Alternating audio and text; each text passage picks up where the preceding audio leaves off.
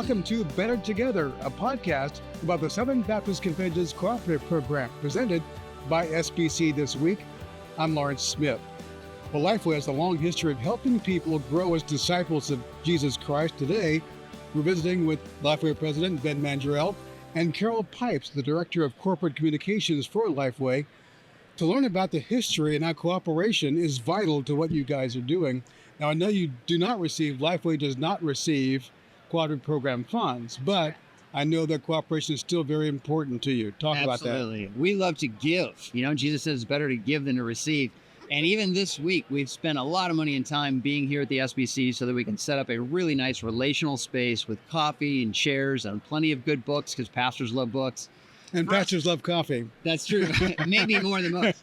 But they love to come and talk about church, and we want to know what's going on in their churches. How can we come alongside Southern Baptist churches and build stuff that really advances their mission? But there really are some tangible things we do throughout every year to show our support of the SBC. One of those is our camps.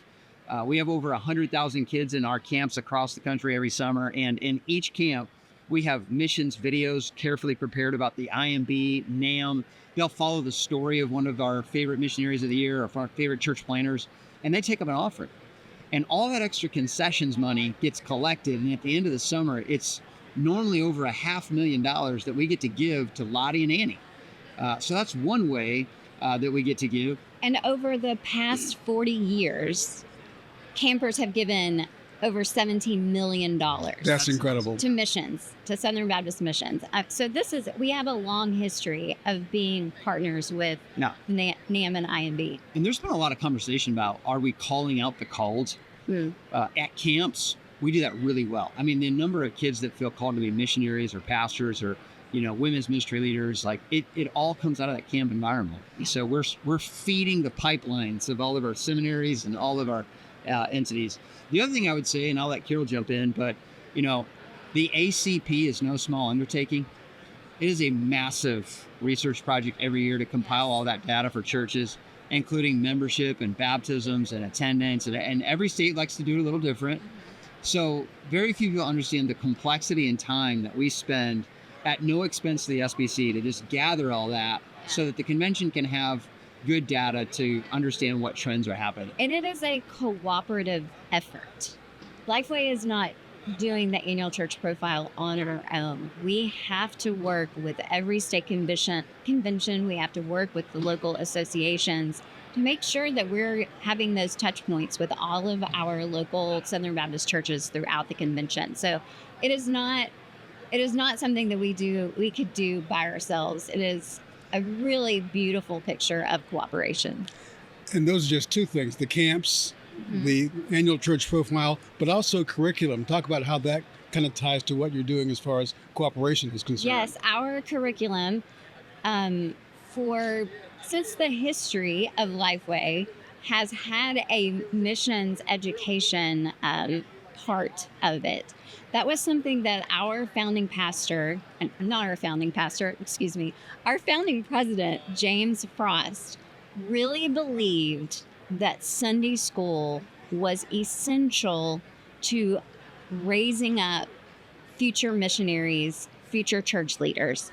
And that is something I think that continues today especially in our kids' curriculum, where we're being able to tell missionary stories through that Sunday school curriculum.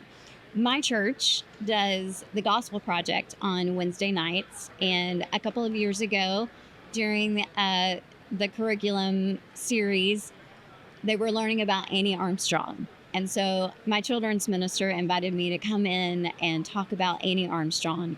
And all those letters that Annie Armstrong wrote all those many years ago, encouraging churches to get involved in missions. So even today, kids are learning about our missions efforts that we've been doing since 1925 with the cooperative program. So I'm so glad that we're emphasizing this centennial history that we have.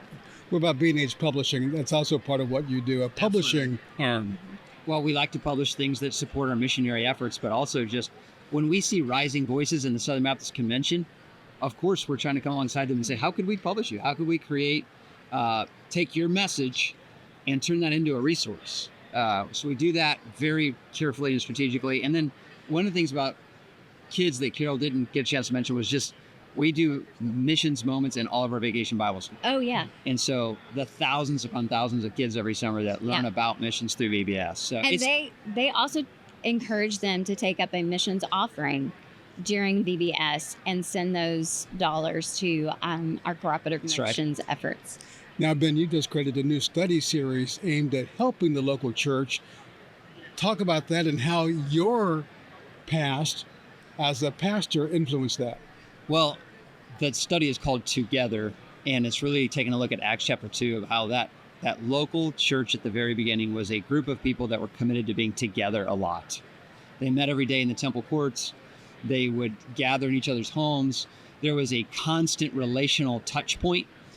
When COVID happened, everybody saw this, but people became more isolated.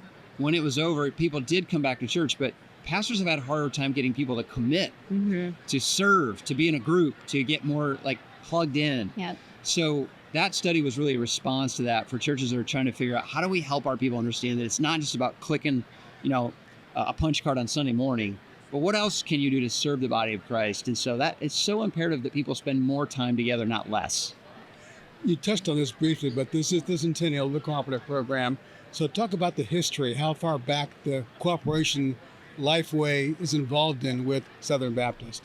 So I mentioned earlier our founding president, James Frost. So Lifeway was founded in 1891, and it was founded in a time where there was a call for Southern Baptists to become more involved in missions. You had Lottie Moon serving in China. She's writing back letters to Annie Armstrong saying, we need more missionaries on the field. And James Frost believed that Sunday school would help churches raise up future missionaries. He knew that healthy churches would make healthy disciples who would then go and help fulfill the Great Commission. So since our beginning in 1891, there has been a missions emphasis as a part of our DNA. So I have a wonderful quote from James Frost that I would love to share with you. He said, when he was trying to convince Southern Baptists that they needed their own Sunday school publishing house, he said, the Sunday school lies at the base of all missionary enterprises. Indeed, is almost the basis of the future church at home and abroad. Its opportunities and possibilities are simply immense. And we still believe that today, that healthy churches will raise up future missionaries and church leaders that will go and fulfill the Great Commission. You touched on my last question. That's the past. What about the future of the cooperation? We believe that the future of Lifeway is to continue to stay cozy and close to the Southern Baptist Convention. Obviously, Lifeway longs to serve all Bible teaching churches that join us in the love of the Baptist faith and message. And there's lots of them who do, but just don't happen to be Southern Baptists. But the vast majority of our core customers are still Southern Baptists and will continue to be. And it's a joy to be that. I mean, when we come to this event, it's like a family reunion. Yeah. And being inside that village where people are coming to see the resources, talk about what's working and not working in their churches, it's the highlight of the year for a lot of our staff people. So we love the SBC. Yeah. Ben, Carol, thank you so much. I enjoyed talking to you. You too. And thank you for joining us. And join us next time as we continue to explore all the reasons why Southern Baptists are indeed better together through the cooperative program.